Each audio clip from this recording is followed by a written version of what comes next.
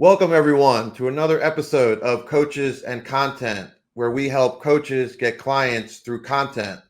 I'm your host, Zach Scholl, and today we have another awesome guest. And today we're going to take a practical and ethical look at sales, and we're going to learn how to get better at sales, but not be a sleazy car salesman. We're going to do it ethically and practically. Today, my guest is Barry Jenkins. Barry, how you doing today? I'm great, Zach. Thanks for having me on the show. I really appreciate it. Yeah, I appreciate you coming on. So I always just give a quick background to my guests of why they should listen to you and why you know what you're talking about. So you started your real estate career at 18 years old. Is that true? Yeah. I'm 41 now, so couple of decades under the belt, and my team sells between 800 and 900 houses a year. Wow. And so, over those 2 decades, I've learned a thing or two about a thing or two. So excited to share. Yeah. So on top of that, this is what I'm curious to get into how you juggle all this. But so you run your own team in Virginia Beach. You're also a CMO of Better Homes and Gardens. You're a full-time executive at Ylopo, and you're also a husband and a father and a newly published author of your book, which we're going to get into. But the book's titled Too Nice for Sales: A Practical Guide to Ethical Lead Conversion. So how do you find the time for all this and juggle all this? Because that's a lot to handle. Yeah, I mean, look, they're very symbiotic. One of the things you missed, and that's not your fault, it just depends on where you read it, but I'm also a full-time employee of Ylopo. So the chief marketing officer of Better Homes and Gardens and my real estate team are one and the same. So I'm the chief marketing officer of my brokerage. I run all the sales teams, which includes, my individual real estate teams under one roof. And then I work full-time at Ylopo, teaching or coming up with training materials, coming up with new lead generation topics and angles, new calls to action. And so as I'm training my agents, I'm also creating material for Ylopo that's relevant and on time. And as I'm coming up with new products and ideas for lead generation, Ylopo is creating them to service my team. So it's kind of this one big circle. The book came about because I've worked for Ylopo since 2016. And I've been teaching kind of the same stuff for 6 years. Agents have a real affinity for leads, whether it's from their sphere or some of the online portals like Zillow or Realtor.com, where the person already knows what they want. So I, as the agent, can say, what do you want, in some form or fashion? And that's what we're all looking for. We want to be transactional in how we approach the conversation. When do you want to move? Have you been pre-approved? How much house do you want?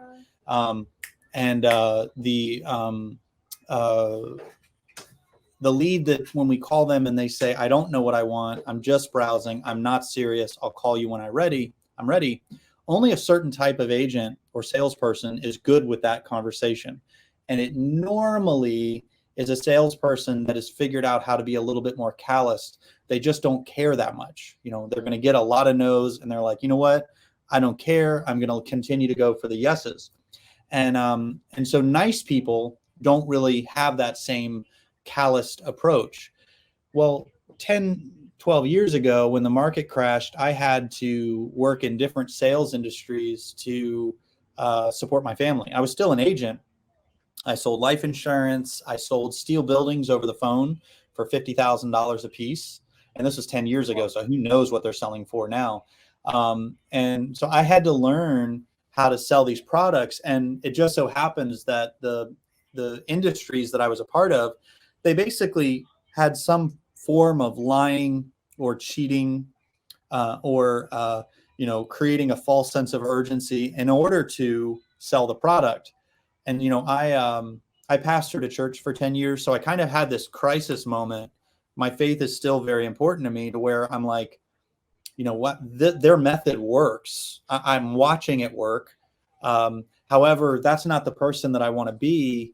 How can I figure this out? I'm sure there's a way to do a good job in selling a product without lying or stealing. That's the book. It's basically my journey over 10 years of being confronted with what's approaches that are lying or stealing or cheating that do work. And then I share how I learned that method and why that method works and what method I'm using now in parallel to that approach. So an example would be creating urgency, right? So the steel building industry would say, hey, we had a return, and I can chop up that return product, and it was a 2-car garage and you want a 1-car. I can sell you part of that garage and make it a 1-car. Well, that didn't actually happen, right? And I'm just using this as an example, but that there wasn't a return. I'm creating what they would call sizzle, right? You got to put a deposit down now to be able to do it. Well, the way that I create urgency now is by being a passionate teacher. So I'm talking to the person, they say, I don't need any help. I know they do. I know that this is the largest purchase of their life.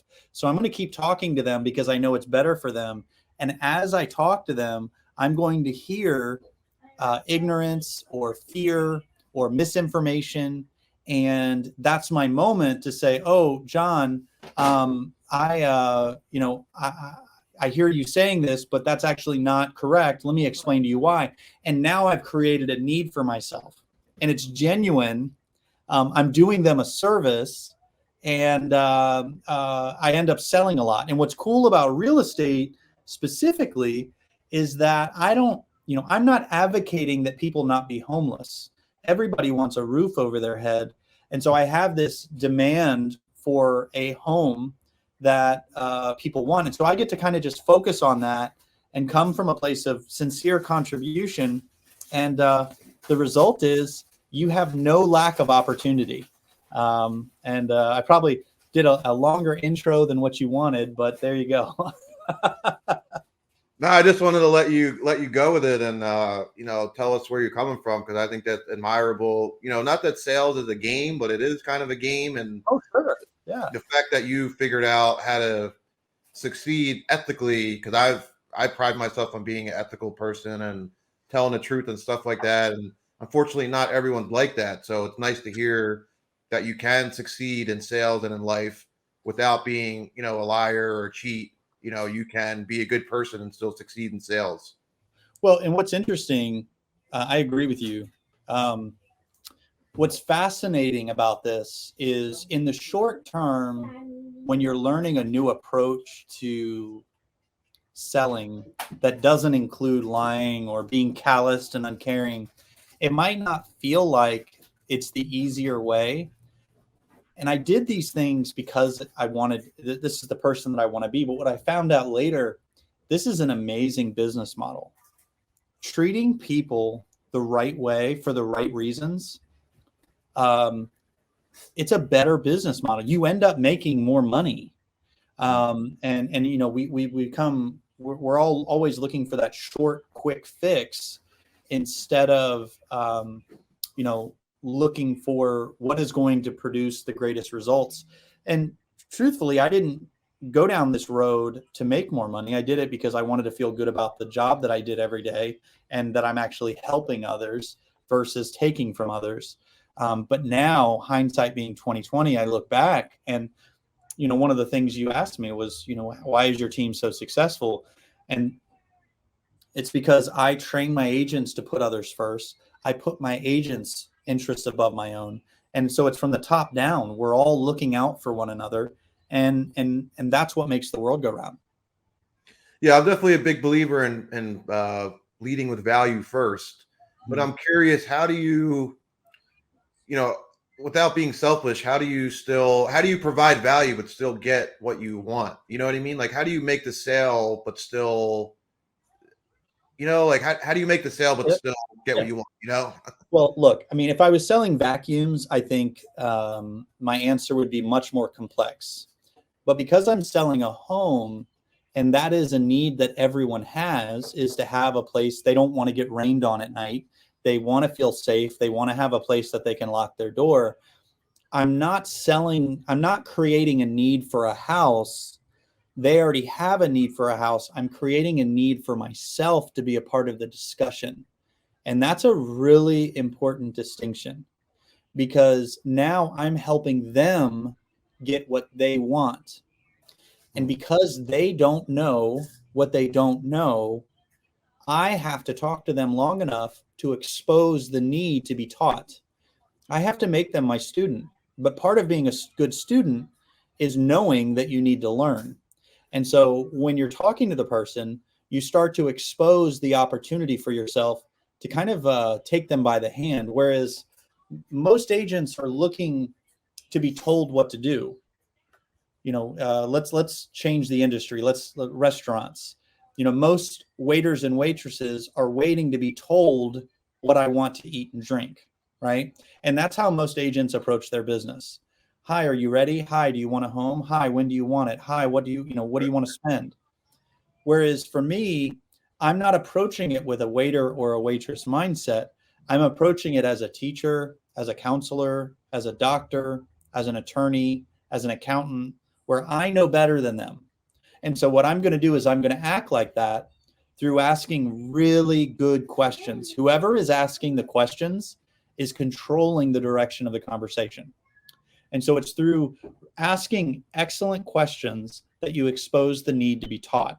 I didn't make this up, and I talk about this in the book. Socrates, Jesus, some of the greatest philosophers and teachers in the world used questions to teach the student, because it uses a different part of the brain.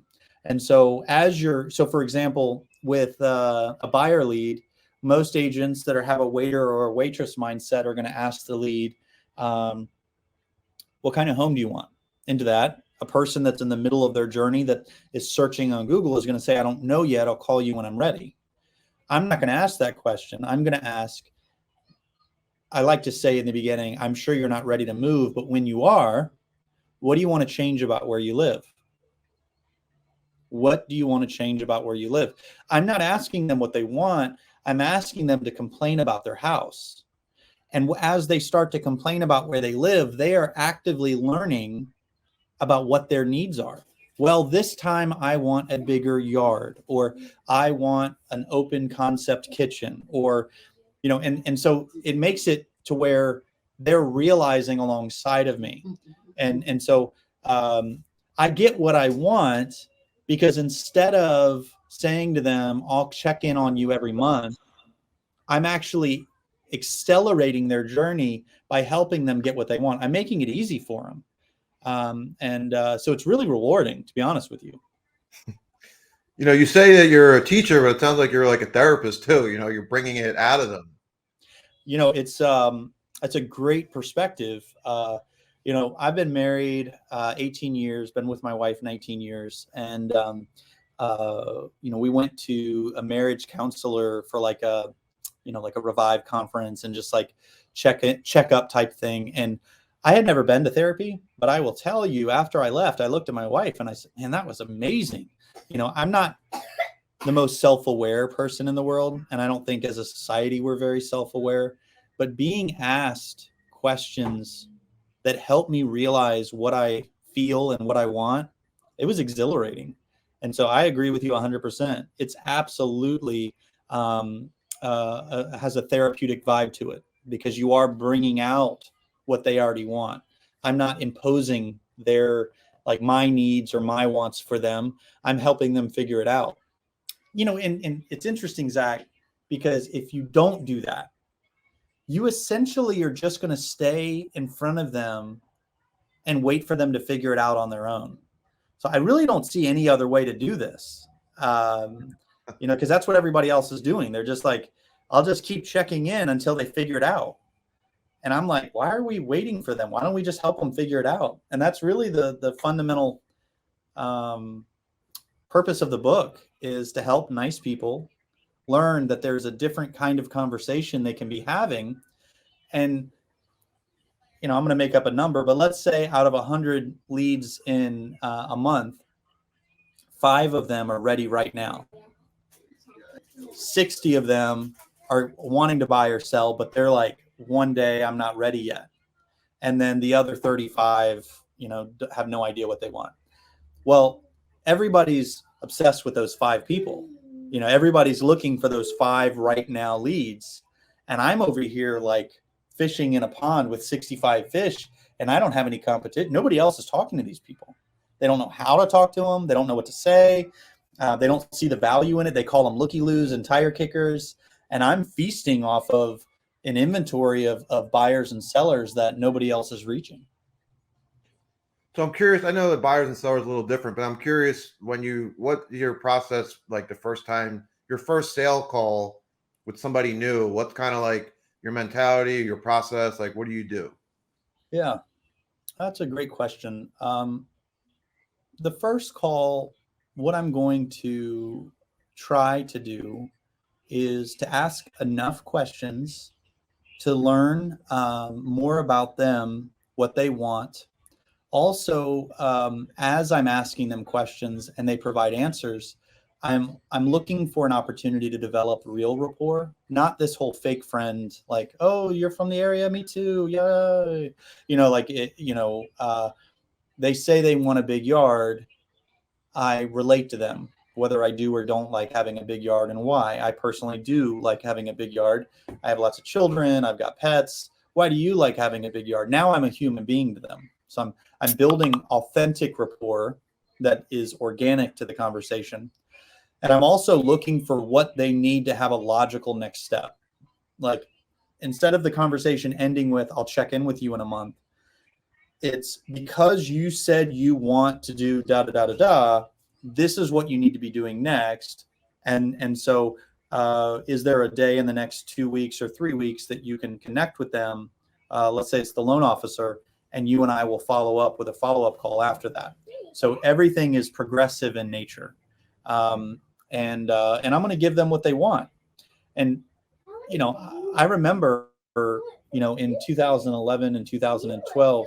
I think that moving them along in the process is one of the biggest needs that people have. Instead of passively waiting for them to figure it out, it's based on the conversation. This is what I believe you need to be doing. And I remember I wasn't overcoming objections when I would do this back in 2011 and 2012. If the person had a bad plan, I would just say, like, that's a really bad plan. Why are you doing that? And I wasn't trying to sell them. I actually sincerely believed I was helping them. And so consistently 8 or 9 out of 10 conversations with a Zillow lead back in 2012, I was turning into some kind of appointment, either with my lender or with myself, because nobody was talking to the people this way. And I was just trying to help. So.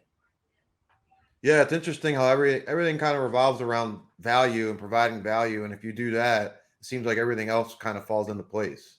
That's right. Yeah, that's right. And, yes, providing value, but there's like a nuance here, though.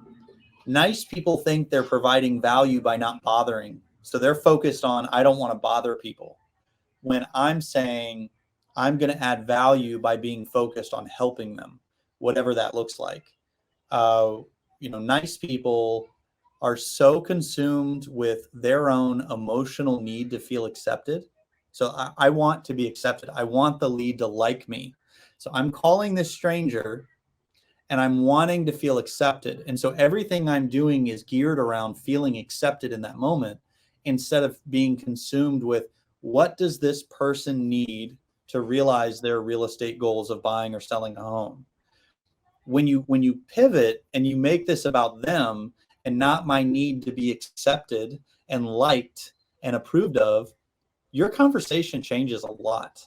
It really does. And nice people for too long have really been, it's a form of selfishness, to be timid, to be focused on myself. Oh, they're not going to like me. I'm going to be bothersome. I'm going to get yelled at. I'm focused on me, not them. And so that's what's so cool about this is you can come from just the best possible place and crush it in selling houses. Yeah, it's amazing how you can just change your mindset and things will change. So it's like you're not asking them to borrow $20 or trying to help them. So when you look at it that way, it kind of comes across that way and you don't feel like you're bothering them. That's exactly right. Yeah, that's exactly right. So I know it took you years to develop this, but I'm curious, what is your advice for other people who are just getting started, how to get better at sales? besides reading your book, which is available Yeah. now? Yeah. No, the book is a 2-hour read. And so the book is, it's I would tell you to do that, and learn some really good questions to ask people, and practice. I personally, if I were to read my book, I would be, for the first time, I would probably read it and say, wow, this is different. But my reaction to a person saying I'm not ready more than likely isn't going to change after reading my book. When we're nervous, the part of our brain we're using is fight or flight. We're not using the artistic side of our brain that's going to be telling jokes and smiling on the phone. And so at some point you have to figure out for yourself how to change your reactions to someone saying they don't want any help. If you don't do that, you're going to learn what's in the book, but you're not going to change the words that are coming out of your mouth. What we did is we actually had our agents type the questions that I wanted them to ask next to the computer screen. And so when the lead would say, I'm not interested, no, thank you, I'm just browsing, instead of saying, I'll call you later, they would just read the question, and it would be horrible. You could tell they were reading. What do you want to change about where you live? But they did it. And what they realized as they were doing it is people responded favorably to it. And so then it became a natural thing for them. And so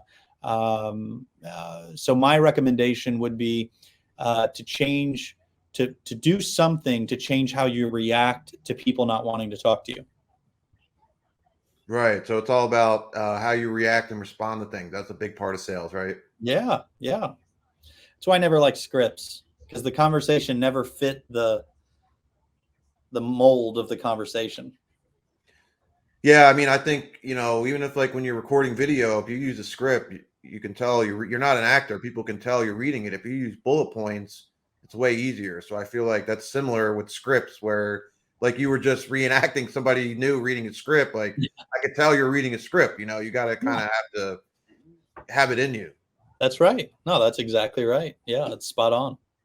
So with your book, is it stories from your life or it's stories from, I know it has the biblical tie-in, but is it stuff from like biblical stuff or is it real life stories from your life? Like what comprises the book? Yeah. So the book is just stories from my life, and and I talk about it in the intro. Um, it is not a book on the Bible. However, I make it clear in the intro that the principles of treating others the way that you want to be treated, attempting to be ethical, not lying, not stealing, those are the parts that I can point back to and say, my faith in the Bible and Christianity is kind of the foundation and the underpinning to my why as to why I strive for a different approach to business. But the chapters of the book are, this is the event that occurred in my life. This is what I was taught. This is why it was working. And this is how I changed it to where it was something that I felt was a more honorable way to run my business. The book is not designed to shove my faith down people's throat. But I also didn't want to hide that part of who I am because it's a big part of my life. So I'm curious, what made you decide to write a book? Because it's not an easy task. And you've had a long career, you have your family, multiple businesses, but what made you decide that you wanted to write a book? So I wanted to hire someone to do it for me. And my wife is from a small town in North Carolina, not in the real estate world. She's in the medical field. And when I told her I wanted to hire somebody, she responded appropriately, like, why wouldn't you just do it yourself? Why are you hiring someone to do it? And so I decided to outline the book. And over 2.5 years, as long as I felt passionate about it, I would write. The second I felt like I was working to get it done, I would put it away. I didn't have a business strategy to writing the book. I actually didn't know at the time. There's really no money in writing a book. I think I make $2 off of Amazon when a book is sold. Like it's not a big deal. I wrote it because for 6 years, Ylopo hired me in 2016 because in 30 days my team was already selling houses off of their platform, and they said, "What in the world are you doing?" I told them what I was doing, and they said, "Can we get 2 hours a week of your time to help us with training materials?" And of course, that grew over a year into a full-time job, but for 5 or 6 years, I've been teaching these things to Ylopo customers, and they always lost their minds. And they made me feel like what I was sharing with them was very different than what they were used to. And so I felt like, I still have a large reach within the Ylopo community. I was on stage for 3 days at our summit in front of 1,000 people teaching. It's a great time to get the word out on a different way to run your business. And so, yeah, I know that's not necessarily the most exciting story as to why, but I don't have a long-term strategy for the book or a plan to market it. It did get #1 for a little while in several categories on Amazon, and yeah, it's been a really cool journey already. Yeah, I kind of figured that's what you're going to say. You wanted to help people and the journey of it, because it sounds, pretty exciting to write your own book. So how you threw out a couple of numbers. How long did you work on this book before it came out? It's about 2.5 years. Yeah, about 2.5 years. And then, there might be some other coaches or people out there who are thinking about writing their own book. So I'm just curious, kind of what goes into writing the book. Did you, do an outline of chapters and then write the chapters? Like, what was the process of making the book? I outlined the first 6 chapters, and over the course of like a year and a half, and I wrote those chapters, and then I added a few more. Then I sent it to some really smart people to read those chapters, and they kind of helped me understand either some things that were missing or the order of the chapters that maybe didn't make sense. Little tidbit type things like that. Um, and then I added a few more chapters for some topics that I thought over time would be relevant.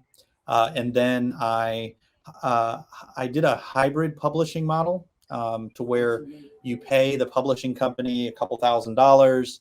They do the printing, they format the book, they put it on Amazon as a Kindle book. They do the ISBN number. There's something called lifetime returns. Retailers don't want to sell your book if people can't return it. And so there's lifetime returns. And then I actually went to the Amazon Creative Exchange myself, acx.com. And since it's on Kindle, you can automatically request someone to read it for Audible. I didn't have time to read the book, just the editing. You do a podcast, what's involved with all the editing. And so I had somebody read it. So it's on Audible as well. I think the only thing about that I learned that I probably would have done a little bit differently, because the publisher put the posting on Amazon. I haven't been able to do like any type of Amazon advertisements or anything like that. I think that would be really neat. But other than that, it's worked out great. Yeah, that's awesome. It's a big deal to have someone else read your book. So how did that work? Like, did you hear their voice before? Like, how do you pick someone else to be your voice? Yeah, you put in a description of what you're looking for, and I mistakenly put in that I wanted somebody with personality. And I got about 30 submissions within 24 hours, reading a paragraph of the book, and a lot of them were just candidly distracting. They were just over personality, over emphasizing. And one of the people that read it, I just felt like it was the kind of voice. It was warm. It was engaging. It sounded like he was interested in what he was reading. And so that's the one that I ended up picking. And the feedback that I've got, I think we've sold a couple thousand copies altogether, and I haven't done any advertising yet.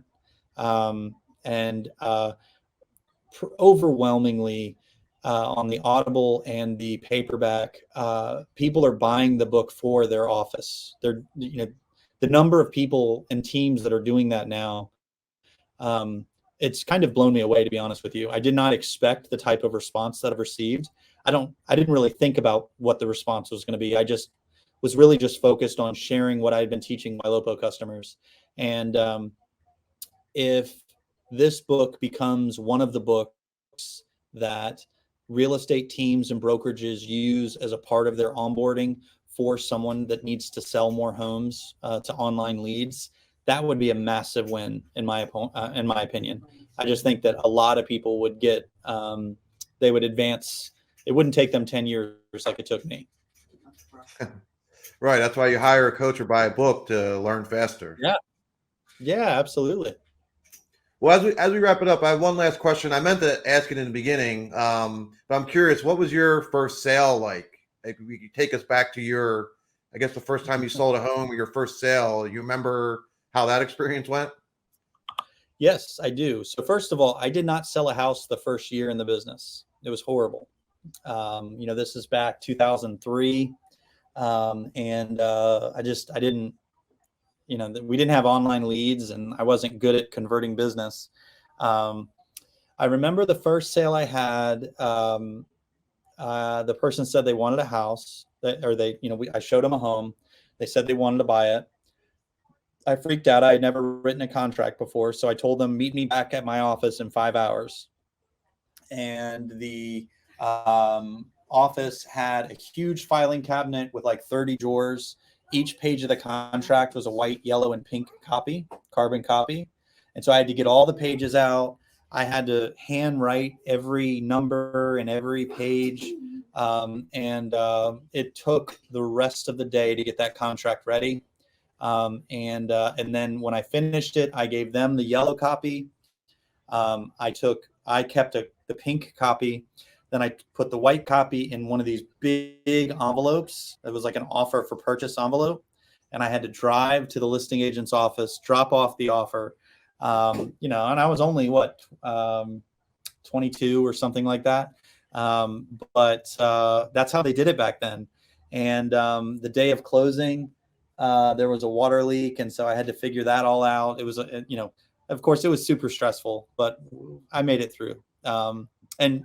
For me, I've automated most of my business at this point. I'm a super geek, but I have the background of remembering what it was like to have to use a payphone and hold my e-key to open a lockbox up to the phone. And, I had to do the modem noise, Yeah. And so I've got that background, but I've brought it into, that background into my current business to try to help my agents with the different processes so they can focus on people. So yeah, it's been a journey. Well, I think it's a good place to wrap it up. I really appreciate you coming on. So guys, if you're listening or watching, the book is called Too Nice for Sales, A Practical Guide to Ethical Lead Conversion. Where is the best place to send them? To Amazon? Yeah, you can go to Amazon, type in the title of the book. You can also go to niceforsales.com. So niceforsales.com. There's a link to the book. There's also a link to a course I created that goes chapter by chapter with the book that some folks have gotten a lot out of because I expand through video with each chapter. And it just kind of helps them go deep on the subject. Awesome. Well, yeah, I'm going to put the links in the description, so I'll have to get that link too, so people can join along with that as well. And then, so like you said, there's an audio version, there's a hardcover, and they can download it like a Kindle or a PDF too, right? Yep. It's all on Amazon. Awesome. All right, so guys, the book's available now. If you want to get better at sales, this is the book that you need. Barry, I really appreciate you taking out the time today. Is there anything, last words, or anything else you'd like to promote? No, I just appreciate the time today and hope those that listened will make the changes we discussed. We'll all be better as a result. That's what it's all about, right? We all got to get better together. Yep. All right, guys. Well, thanks for watching and listening, and we'll be back with another episode next week. And thanks again to Barry. Yeah.